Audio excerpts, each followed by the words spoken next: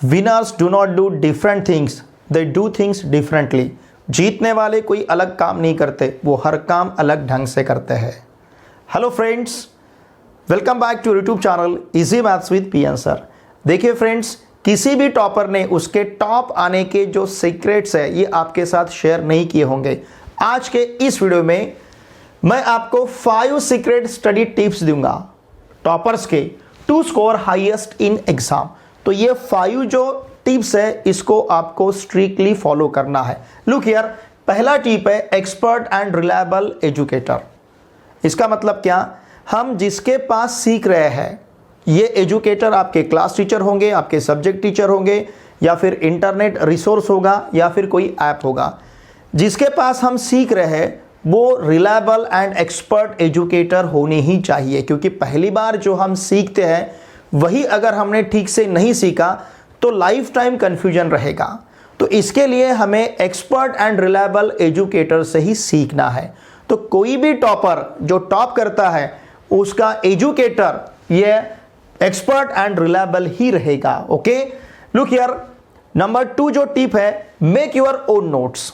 देखिए फ्रेंड, जब भी एग्जाम नजदीक आते हैं आपके फ्रेंड्स आपको फ़ोन करते हैं, व्हाट्सएप पे मैसेज करते हैं, आपने कुछ नोट्स बनाए हैं क्या, अगर वो नोट्स कुछ रेडी हो गए तो मेरे साथ शेयर कीजिए।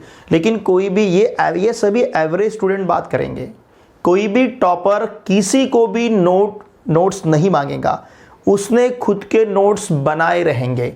तो इसके लिए हमें एक आज से ही हैबिट लगाना है। हम जो भी बात पढ़ते हैं हाइलाइटर हमें साथ में रखना है, जो पॉइंट हम पढ़ते हैं उसे हमें हाईलाइट करना है, खुद के नोट्स हमें बनाने, यही नोट्स हमारे लिए यूज़फुल रहेंगे और ये नोट्स जो है ये आपका समय भी बचाएंगे। ठीक है, फिर इसके बाद क्विक रिवीजन। अब ये क्विक रिवीजन क्या है? लुक हियर, दिन भर हम जितना भी काम करते हैं उस काम को रात में सोने से पहले जब भी बेड पे हम लेटेंगे तो एक बार दिन भर हमने जो भी वर्क किया उसे हमें रिकॉल करना है। दिन भर हमने क्या क्या काम किया है एक समरी हमें याद रखनी है और क्विक रिवाइज करना है। तो उसके लिए हम जब भी बेड पे लेटेंगे तो पहले हमारे पास, मतलब बेड पे जब जाएंगे हम, तो हमारे पास एक नोटबुक होना चाहिए। दिन भर हमने क्या क्या पढ़ा है, क्या क्या सीखा है, इसका एक बार हमें पूरा वहाँ पे नोट्स बनाने हैं।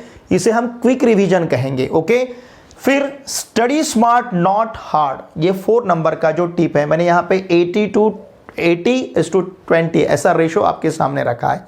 देखिए फ्रेंड्स, हम दिन भर जितने भी काम करते हैं तो उनमें से ही हमारे 20% एक्शंस रहते हैं।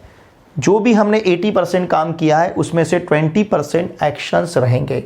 अब ये फॉर्मूला हम हमारे स्टडी के लिए किस प्रकार से अप्लाई कर सकते हैं? आपके क्वेश्चन पेपर में जितने भी क्वेश्चंस रहेंगे उनमें से देखिए 80% क्वेश्चंस ऐसे हैं जो सिर्फ 20-30% सिलेबस पे पूछे जाते हैं, क्योंकि हमें पता है एग्जामिनेशन के लिए सिलेबस बहुत सारा रहता है, लेकिन इतने सारे क्वेश्चंस तो एग्जाम में पूछे नहीं जाते हैं।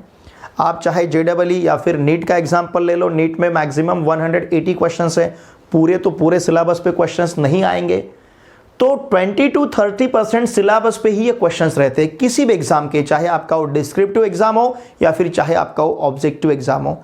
तो देखिए टॉपर्स को ये बात पता चलती है कि ये 20-30% सिलेबस किसके ऊपर हमें, ये 20-30% कौन सा पार्ट है जिसके ऊपर हमें फोकस करना चाहिए, पता चलती है। मतलब इसका मतलब ये है कि वो इतनी अच्छी पढ़ाई करते हैं, टॉपर्स हमेशा एक अच्छा हैबिट बना लेते हैं। तो हम जब अच्छी तरह से पढ़ाई करेंगे तो अपने आप हमें बातें पता चलेगी किस टाइप का क्वेश्चन पेपर में पूछा जाता है। Okay, study smart not hard, इसके लिए हमें past year question papers PYQ हमारे साथ रखने हैं।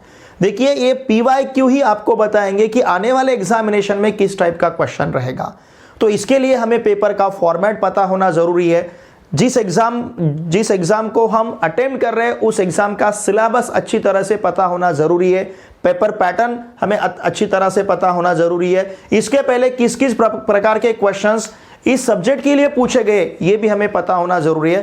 तो मेरा आप सभी से सजेशन रहेगा, रिक्वेस्ट रहेगी आप सभी से कि पास्ट ईयर क्वेश्चन पेपर्स आप आपके साथ रखिए। कम से कम हमारे पास कम से कम 10 साल पहले के पास्ट ईयर क्वेश्चन पेपर्स रहने चाहिए। Okay, so study smart not hard.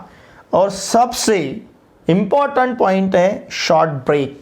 देखिए स्टूडेंट्स, हमें घंटों तक कंटिन्यूअसली पढ़ाई नहीं करनी है। हमने सपोज एक चैप्टर, जितना हमारा टारगेट था, एक चैप्टर हमने कंप्लीट किया, एक टॉपिक हमने कंप्लीट किया, तो उसके बाद ब्रेक लेना बहुत ज़रूरी है। क्यों? क्योंकि ये जो माइंड है ये भी हमारी मशीन है। ये मशीन भी अगर ज़्यादा हम इसको यूज़ करेंगे तो ये भी हैंग हो जाएगी। तो इसके लिए हमें शॉर्ट ब्रेक लेना बहुत ज़रूरी है। तो सपोज़ अगर आप 2 घंटे तक पढ़ाई करते हो या फिर 1.5 घंटे तक पढ़ाई करते हो, एक स्लॉट आपका ख़त्म हुआ है, तो उसके बाद मुझे थोड़ा सा फ्रेश होना है। इसके लिए चाहे तो मैं कॉलोनी में घूम सकता हूँ, मैं मेरे रूम में घूम सकता हूँ, या फिर थोड़ा सा वर्क स्लाइटली मैं चेंज कर सकता हूँ। अगर मैंने वर्क के मोड को चेंज किया, मतलब मैं पहले पढ़ाई कर रहा था, तो थोड़ा सा फ्रेश होने के लिए मैं 1-2 मिनट के लिए किसी के साथ बात कर सकता हूँ, थोड़ा सा घूम के आ सकता हूँ, खुली हवा में घूम के आ सकता हूँ। अगर ऐसा मैं करूँगा तो नेक्स्ट जो 1.5 आवर या 2 आवर जो भी है, 1 या 2 घंटा मुझे आगे पढ़ाई करनी है, तो इसके लिए मेरी एनर्जी और अच्छी तरह बनेगी। ठीक है, तो ये जो 5 टिप्स है, टॉपर्स के जो 5 टिप्स है, इस 5 टिप्स को आपको स्ट्रिक्टली फॉलो करना है।